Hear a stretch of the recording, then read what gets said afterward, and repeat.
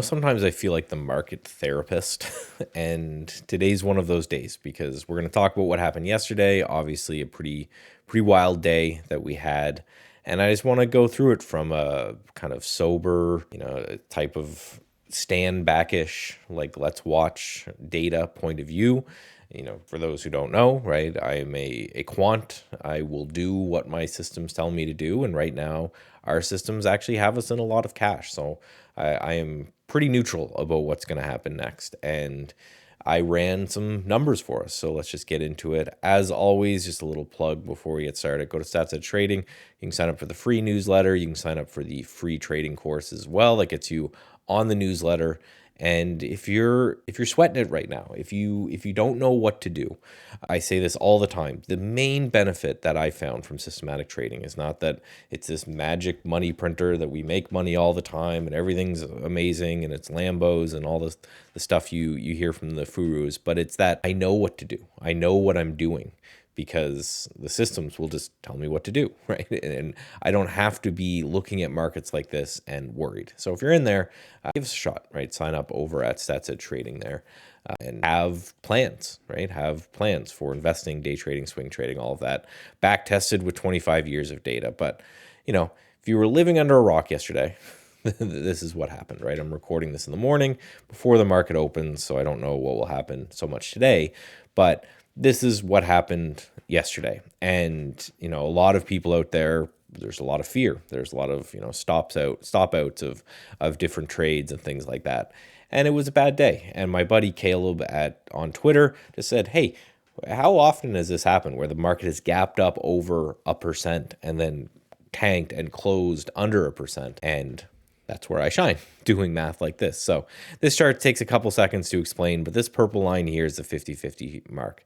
Then I say, okay, what's the probability that we're up 1 day, 2 day, 3 days, 4 days later? So this would be kind of the next week or so of action. And then this is everything after that. So everything after about a week or two, none of this matters, right? But so what's potentially going to happen for the next week?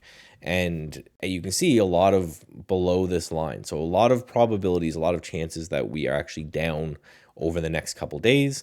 And then about 1 month out, it's a pretty good probability. It's like a 60-some% chance we're higher from here about a month or so out. Again, probabilities, not always, it's probabilities, so we don't know for sure, but some short-term volatility definitely could be expected here.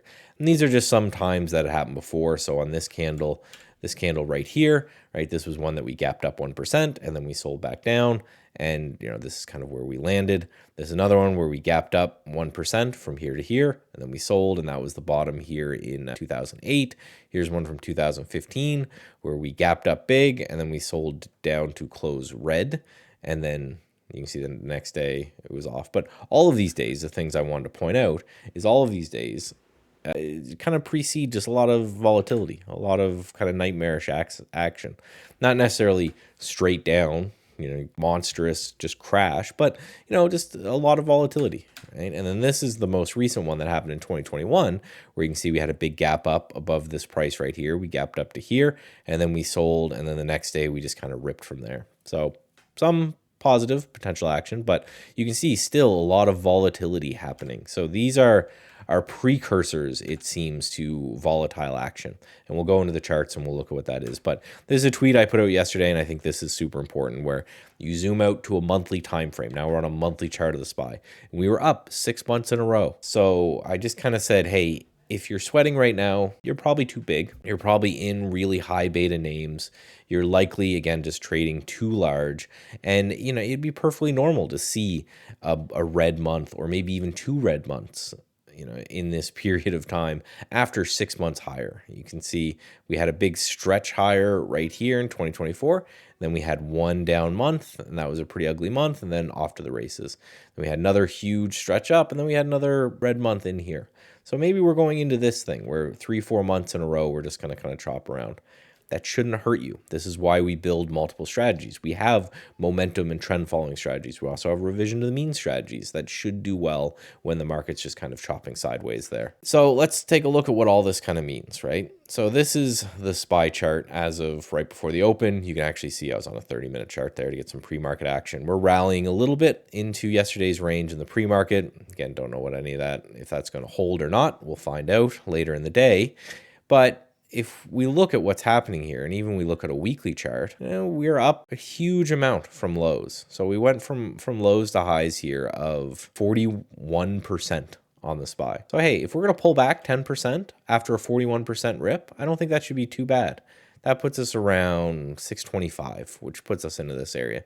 And maybe we go and retest the breakout, and the breakout's around 612. And again, all of this would be kind of perfectly healthy, normal type activity. So as, kind of coining myself, I guess, the psychologist here, you just need to look at what's happening. If the market is pulling back 10% and you are losing sleep and, you can't kind of cope with a lot of what's going on with the market, you either don't have a plan, you're too big, or you just expect the market to make you money every day. And one of my favorite sayings from one of my trading mentors, if you want to make money every day, you get a job. Your goals during these periods of time where the market's a little bit uncertain is just to make sure you're mentally okay with the drawdown, obviously financially okay with the drawdown as well. So not using too much leverage, understanding that if the market comes back 10% and you're in high beta names, you may pull back 20, 25% in some of your names, and just, check yourself. Hopefully today is kind of a chill day and not too much happens.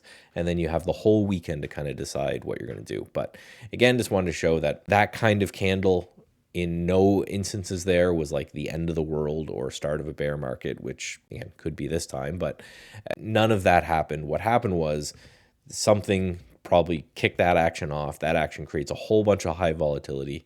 And if you're not ready for that high volatility and potential more downside, just take a look at your portfolio. I think an easy thing to do is to go through and look. And anything that's getting absolutely killed right now, maybe you take a look at. Anything that's holding on really strong, maybe you're raising cash to deploy into situations like that. But whatever you're doing, right, do it from a safe point of view. I know for some people in some high flyer stocks, it's hard right now, and you can always reach out to me, and I always respond to emails and all of that you can find. There's a little contact us section on StatsEdgeTrading. Feel free to reach out to me there if you're not feeling too good about this. I saw Jason Shapiro talking about this on Twitter, right, that he was going to start doing this, and I want to start doing it as well. So as always, again, come to StatsEdgeTrading.com. And until Monday, get away from the screens.